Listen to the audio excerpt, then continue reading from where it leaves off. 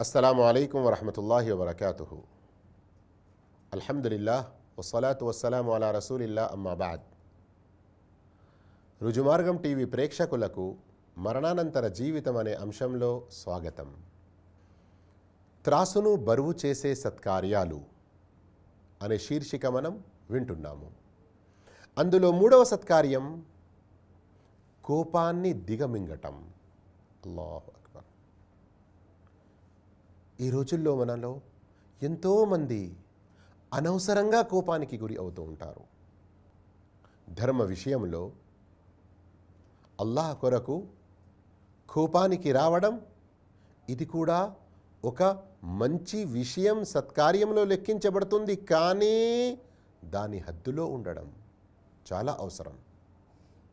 అయితే సామాన్య జీవితంలో కోపం అనేది సామాన్యంగా మంచి విషయం కాదు. మనిషికి ఎప్పుడైతే కోపం వస్తుందో అతను ఎన్నో రకాల చెడుకు,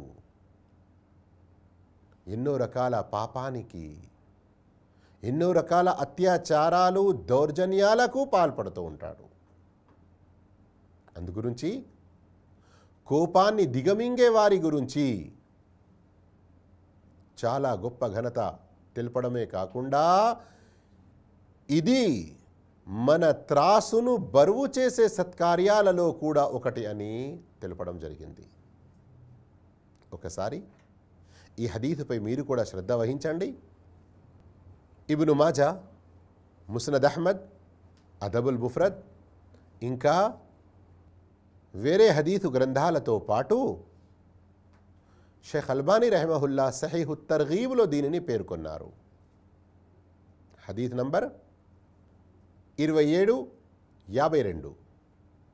మా మిన్ జుర్అతిన్ అఅజము అజ్రన్ ఇందల్లాహ్ మిన్ జుర్అతి గైజిన్ కదమహా అబ్దున్ ఇబ్తిగాఅ వజ్హిల్లాహ్. అల్లాహ్ వద్ద పుణ్యపరంగా అతి గొప్ప గుటక, అల్లాహ్ అభీష్టాన్ని పొందుటకై దాసుడు తన కోపాన్ని మింగే గుటక. గమనించండి ఇక్కడ విషయం. ఎలాంటి గుటక అల్లాహ్ వద్ద మనకు అతి గొప్ప పుణ్యాన్ని పొందే విధంగా చేస్తుంది? కోపాగ్ని గుటక. ఏదైతే మనిషి కేవలం అల్లాహ్ అభిష్టాన్ని పొందడానికై మింగేస్తాడు.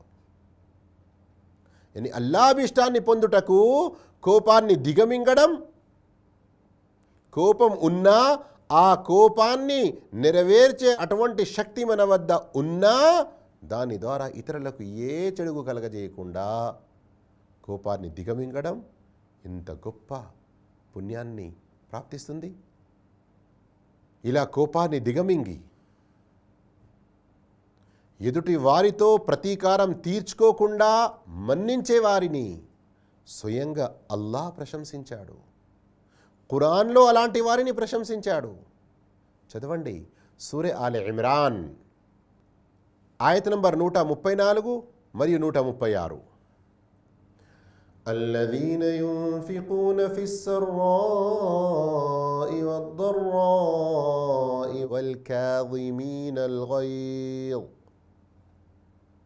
والعافين عن الناس والله يحب المحسنين. కలిమిలోనున్న, బలిమిలోనున్న, సిరివంతులైన, పేదవారైన అన్ని స్థితుల్లో ఖర్చు చేస్తూ ఉండేవారు మరియు తమ కోపాన్ని దిగమింగేవారు, ప్రజల్ని మన్నించేవారు, ఇలాంటి సత్కార్యాలు చేసేవారిని అల్లాహ్ ఇష్టపడతాడు, అల్లాహ్ ప్రేమిస్తాడు. ఆ తర్వాత ఆయతలో మరికొన్ని ఉత్తమ గుణాలను ప్రస్తావించి వారికి లభించే పుణ్యం ఎలాంటిదో 136వ ఆయతలో ప్రస్తావించాడు. ఉలైక జజాኡహుం మగ్ఫిరతుం మిర్ రబ్బిహిం. అలాంటి వారికి తమ ప్రభు వైపు నుండి ప్రతిఫలం ఏమిటంటే తమ ప్రభు వైపు నుండి వారికి క్షమాపణ లభిస్తుంది, మన్నింపు లభిస్తుంది. వజన్నాతున్ తజ్రీ మిన్ తహ్తిహల్ అన్హార్, మరియు స్వర్గాలు, ఎలాంటి స్వర్గవనాలు, వారి పాదాల క్రింది నుండి సెలయేళ్ళు ప్రవహిస్తూ ఉంటాయి. ఖాలిదీన ఫీహా, వారు అందులో సదాకాలం ఉంటారు. వనిఅమ అజ్రుల్ ఆమిలీన్, ఇలాంటి సత్కార్యాలు చేసేవారికి లభించే ప్రతిఫలం కూడా ఇంత మేలుంది. ఈ విధంగా అల్లాహుతాలా స్వయంగా కోపాన్ని దిగమింగే వారి గురించి, ప్రజల్ని మన్నించే వారి గురించి ఎంతో గొప్పగా ప్రశంసిస్తున్నాడు. ఇంతటితో సరి కాకుండా ఎవరైతే అల్లాహ్ అభిష్టాన్ని పొందడానికి మాత్రమే తమ కోపాన్ని దిగమింగుతారో అల్లాహుతాలా వారికి ఇంతకంటే ఇంకా ఎక్కువగా పుణ్యాన్ని ప్రసాదిస్తాడని వాగ్దానం చేశాడు. ఆ హదీసును ఇమాం అబూ దావూద్, ఇమాం తిర్మిది, ఇమాం ఇబ్న్ మాజా, ఇమాం అహ్మద్ తమ హదీసు గ్రంథాల్లో ప్రస్తావించారు. మరియు షేఖ్ అల్బానీ రహమహుల్లా సహీహ్ తర్గీబ్లో దానిని పేర్కొన్నారు. హదీస్ నంబర్ 2753. ప్రవక్త సల్లల్లాహు అలైహి వసల్లం తెలిపారు, మన్ కదమ గైదన్ వహువ ఖాదిరున్ అలా అన్ యున్ఫిదహు దఅాహు అల్లాహు అజ్జ వజల్ల అలా రుఊసిల్ ఖలాయిక్, దఅాహు అల్లాహు అజ్జ వజల్ల అలా రుఊసిల్ ఖలాయిక్ యౌమల్ ఖియామah హత్తా యుఖయ్యిరహు అల్లాహు మినల్ హూరిల్ ఈని మా షా. ఎవరైతే తమ కోపాన్ని దిగమింగుతారో అతను తలచుకుంటే తన కోపాన్ని ప్రతీకారంగా తీర్చుకునే శక్తి కూడా కలిగి ఉన్నాడు. కానీ కేవలం అల్లాహ్ సంతృష్టిని పొందడానికి మాత్రమే అతను కోపాన్ని దిగమింగుతాడు. అలాంటి వ్యక్తిని ప్రళయ దినాన ప్రజలందరి మధ్యలో నుండి అల్లాహు తాలా అతన్ని పిలిచి హూర్ ఈన్, స్వర్గపు కన్య స్త్రీల్లో, పవిత్ర స్త్రీలో తనకు ఇష్టమైన వారిని ఎన్నుకొనడానికి అల్లాహు తాలా అతనికి చాయిస్, అధికారం ఇస్తాడు. ఈ విధంగా మహాశివులారా, ఎవరైతే ఈ లోకంలో కోపాన్ని దిగమింగుతారో అల్లాహు తాలా ఇంత గొప్ప ప్రతిఫలం అతనికి ఇస్తారు. అంటే ఈ విధంగా అతని యొక్క త్రాసు, సత్కార్యాల త్రాసు ఎంతో బరువుగా అవుతుంది. దీని ద్వారా మనకు మరో గొప్ప విషయం ఏం తెలుస్తుందంటే, మనిషి కోపానికి వచ్చినప్పుడు ఎదుటి వానిని చిత్తు చేసి, పడవేసి, 4 తిట్టి, దూషించి అతన్ని కొట్టడమే ఇది శూర్యుడు, పెహల్వాన్ అన్న భావం కాదు. ప్రవక్త సల్లల్లాహు అలైహి వసల్లం ఆ విషయం కూడా తెలియపరిచారు. లైస షదీదు బిస్సరా ఇన్నమ షదీదు అల్లదీ యమ్లికు నఫ్సహు ఇందల్ గదబ్. ఎదుటి వాడిని చిత్తు చేసేవాడే శూరుడు కాదు. అసలైన శూరుడు ఎవరంటే తాను ఆగ్రహ దోగ్రుడైనప్పుడు, కోపానికి గురి అయినప్పుడు తన ఆంతర్యాన్ని అదుపులో ఉంచుకొని ఎదుటి వారితో ఉత్తమంగా మెలిగేవాడు. ఈ హదీస్ సహీహ్ బుఖారీలో ఉంది. హదీస్ నంబర్ 6114 మరియు ముస్లిం షరీఫ్లో కూడా ఉంది. హదీస్ నంబర్ 2950. ఈ విధంగా మహాశివులారా, ప్రళయ దినాన మన సత్కార్యాల త్రాసును ఎప్పుడైతే తూకం చేయడం జరుగుతుందో, సత్కార్యాలతో బరువుగా ఉండాలంటే అందులో 3వ విషయం కోపాన్ని దిగమింగడం. మనం మన జీవితంలో కోపాన్ని దిగమింగుతూ మన త్రాసును బరువుగా చేసుకునే ప్రయత్నం చేద్దాము. అల్లా ఇలాంటి సద్భాగ్యం మనందరికీ ప్రసాదించుగాక. మహాశివులారా, ప్రళయ దినాన మన సత్కార్యాల త్రాసును బరువు చేసే విషయాలు ఏమిటి అనే ఈ పాఠంలో, ఈ శీర్షికలో 4వ విషయం జనాజా నమాజు చేయడం మరియు జనాజాల వెంట వెళ్ళడం. సోదర సోదరీమణులారా, జనాజా వెంట వెళ్ళడం, జనాజా నమాజ్ చేయడం ఇది మన త్రాసులో ఉహుద్ పర్వతానికంటే ఎక్కువగా బరువు ఉంటుంది.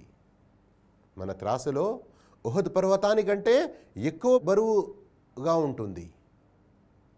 దీనికి సంబంధించిన హదీత్ ఇలా ఉంది: మన్ తబిఅ జనాజతన్ హత్తా యుసల్లా అలైహా వయుఫ్రగ మిన్హా ఫలహు కిరాతాన్ వమన్ తబిఅహా హత్తా యుసల్లా అలైహా ఫలహు కిరాతున్ వల్లదీ నఫ్సు ముహమ్మదిన్ బియదిహి లహువ అథ్కలు ఫీ మీజానిహి మిన్ ఉహద్. ఎవరైతే జనాజా వెంట వెళ్ళి జనాజా నమాజు చేసి ఖనన సంస్కారాలు పూర్తయ్యే వరకు దాని వెంట ఉంటాడో అతనికి 2 కీరాతుల పుణ్యం. మరి ఎవరైతే కేవలం నమాజు చేసే వరకే జనాజా వెంట ఉంటారో వారికి 1 కీరాత్.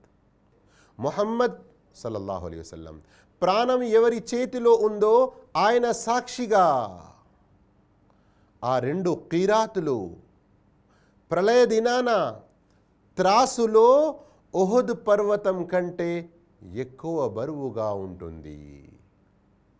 గమనించారా? స్వయంగా ప్రవక్త సల్లల్లాహు అలైహి వసల్లం త్రాసులో ఈ పుణ్యాలు ఉహుద్ పర్వతానికంటే ఎక్కువ బరువుగా ఉంటాయని మనకు ఎంత స్పష్టంగా తెలియజేశారో. ఇకనైనా మనం జనాజా నమాజ్లో పాల్గొందామా? అల్లా మనందరినీ క్షమించుగాక. ఈ రోజుల్లో పరిస్థితి ఎలా అయిపోయిందంటే, నేను అతని జనాజాలో ఎందుకు వెళ్ళాలి, నా బంధువు కాదు కదా, నా తోటి పనిచేసేవాడు కాదు కదా, నా ఫ్రెండ్ కాదు కదా, ఈ విధంగా చూసుకుంటున్నారు. అదే అతని దగ్గరి బంధువుల్లో ఎవరైనా ఏది ఉంటే వారి జనాజాలోకి వెళ్తున్నారు. మరికొందరైతే అల్లాహు అక్బర్, అస్తగ్ఫిరుల్లాహ్, అతను నా బంధువే కానీ అతనితో నా సంబంధాలు మంచిగా లేవు గనక అతను బ్రతికి ఉన్న కాలంలో నేను అతని జనాజాలో వెళ్ళను. అతనితోని ఈ విధంగా పగ తీర్చుకొని ఏమి సంపాదిస్తున్నాము మనం ప్రళయ దినాన మన త్రాసులో ఉహుద్ పర్వతానికంటే ఎక్కువ బరువుగా ఉన్నటువంటి ఈ సత్కార్యాన్ని కోల్పోయి ఇంతటి గొప్ప పుణ్యాన్ని మనం మన చేజేతులారా పోగొట్టుకుంటున్నాము. జనాజాకు సంబంధించిన మరొక హదీత్ వినండి. అందులో ఉహుద్ పర్వతం యొక్క ప్రస్తావన కాకుండా 2 మహాపర్వతాల ప్రస్తావన వచ్చి ఉంది. ఈ హదీత్ సహీ బుఖారిలో ఉంది. హదీత్ నంబర్ 1325 మరియు ముస్లిం షరీఫ్లో కూడా ఉంది. హదీత్ నంబర్ 945. మన్ షహిదల్ జనాజత హత్తా యుసల్లియ ఫలహు కిరాత్ వమన్ షహిద హత్తా తుద్ఫన కాన లహు కిరాతాన్. قيل وما القيراطان قال مثل الجبلين العظيمين. ఎవరైతే కేవలం జనాజా నమాజ్ చేసే అంతవరకు జనాజా వెంట ఉంటారో అతనికి 1 కీరాత్. మరి ఎవరైతే జనాజా నమాజ్ తర్వాత ఖనన సంస్కారాలు పూర్తయ్యే వరకు ఉంటారో వారికి 2 కీరాతులు. 2 కీరాతులు అంటే ఎంత అని ప్రశ్న వచ్చినప్పుడు ప్రవక్త సల్లల్లాహు అలైహి వసల్లం తెలిపారు, మిస్లుల్ జబలైనిల్ అజీమైన్, 2 మహా పెద్ద పర్వతాలకు సమానం అని. పెద్ద పర్వతాలు అంటే హిమాలయ పర్వతాల అంతకంటే మరీ పెద్దవియా కావచ్చు. అది మనం ఎంత సంకల్ప శుద్ధితో పాల్గొంటామో అంతే ఎక్కువగా మనకు ఆ పుణ్యం లభించవచ్చు. ఏ జనాజా నమాజ్ అయినా తప్పిపోయినప్పుడు, ఏ శవం వెంటనైనా కబ్రిస్తాన్లో మనం వెళ్ళకపోయినప్పుడు మనకెప్పుడైనా బాధ కలుగుతుందా? హజరత్ అబ్దుల్లా బిన్ ఉమర్ రదియల్లాహు తఆలా అన్హు గారి గురించి ముస్లిం షరీఫ్లో ఉల్లేఖన ఉంది, జనాజా నమాజ్ చేస్తే ఒక ఖీరాత్ పుణ్యం అన్న విషయం వారికి తెలిసి ఉండే, కానీ కబ్రిస్తాన్ వరకు వెళ్ళి ఖనన సంస్కారాలు పూర్తయ్యే వరకు ఉంటే 2 ఖీరాతులు అన్న విషయం అబ్దుల్లా బిన్ ఉమర్కు చాలా రోజుల వరకు తెలియలేదు. ఎప్పుడైతే అబూ హురైరా రదియల్లాహు తఆలా అన్హు ఉల్లేఖన ఆయన విన్నారో 2 ఖీరాతుల పుణ్యం అని చాలా బాధపడ్డారు. మాటికి అనేవారు, అయ్యో ఎన్ని ఖీరాతుల పుణ్యాలు మనం కోల్పోయాము కదా అని.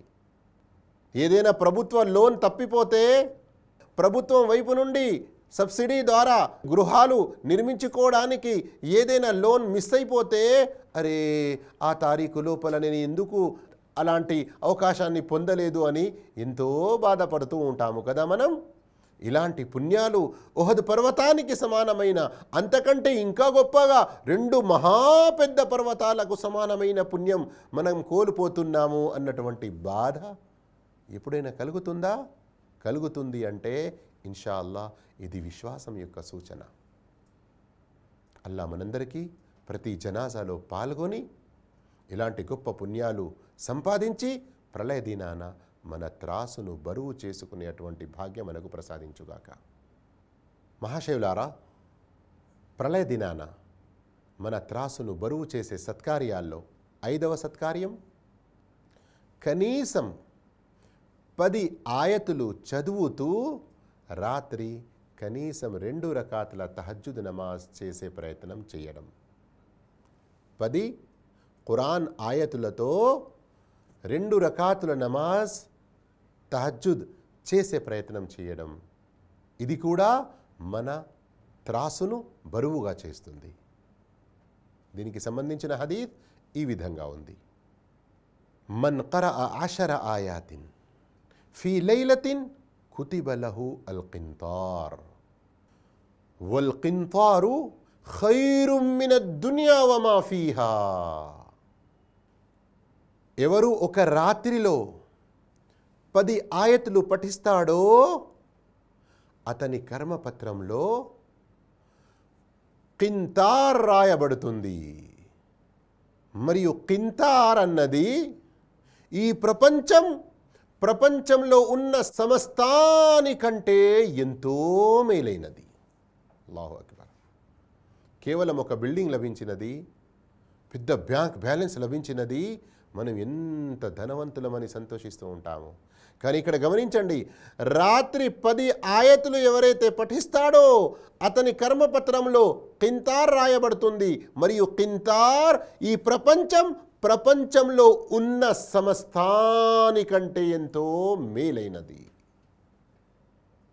ఈ హదీస్ తబరానీ కబీర్లోనిది. షేఖ్ అల్బానీ రహిమహుల్లా గారు సహీహు తర్గీబ్లు దీనిని పేర్కొన్నారు. ఇక సునన్ అబీ దావుద్, ఇబ్ను హిబ్బాన్, ఇబ్ను ఖుజైమాలోని ఈ హదీస్ను శ్రద్ధగా వినండి. దీనిని షేఖ్ అల్బానీ రహిమహుల్లా గారు సహీహు తర్గీబ్లో పేర్కొన్నారు. హదీస్ నంబర్ 639. మన్ ఖామ బి10 ఆయాతిన్ లం యుక్తబ్ మినల్ గాఫిలీన్. ఎవరైతే 10 ఆయతులు చదువుతూ నమాజ్ చేస్తారో వారు అశ్రద్ధ వహించే వారిలో లెక్కించబడరు. వమన్ ఖామ బి100 ఆయతిన్ కుతిబ మినల్ ఖానితీన్. మరి ఎవరైతే 100 ఆయతులు పఠిస్తారో నమాజ్ చేస్తూ వారు అల్లాహ్ యొక్క ఆరాధన ఎంతో శ్రద్ధగా చేసే వారిలో లిఖించబడతారు. వమన్ ఖామ బి1000 ఆయా. మరి ఎవరైతే 1000 ఆయతులు చేస్తూ నమాజు చేస్తారో కుతిబ మినల్ ముకంతరీన్. వారిని ముకంతరీన్లో లిఖించబడుతుంది. ముకంతరీన్ అంటే ఎవరు? ఎవరికైతే కింతార్ పుణ్యాలు లభిస్తాయో, ఇంతకుముందు విన్న హదీసు ప్రకారం ఈ ప్రపంచంలో ఉన్న సమస్తానికంటే మేలైనది. ఈ విధంగా మహాశివులారా, గమనించండి, చూడడానికి ఎంత చిన్నటి సత్కార్యాలు, కానీ వాటి పుణ్యం ఎంత గొప్పగా ఉందో, ఎంత గొప్పగా పుణ్యం ఉందో అంతే మన త్రాసును ఇన్షా అల్లా బరువు గలవిగా చేస్తాయి. ఇలాంటి సత్కార్యాలు చేస్తూ ఉండే సద్భాగ్యం అల్లా మనందరికీ ప్రసాదించుగాక. జజాకుముల్లాహు ఖైరా. వస్సలాము అలైకుం వరహమతుల్లాహి వబరకాతుహు.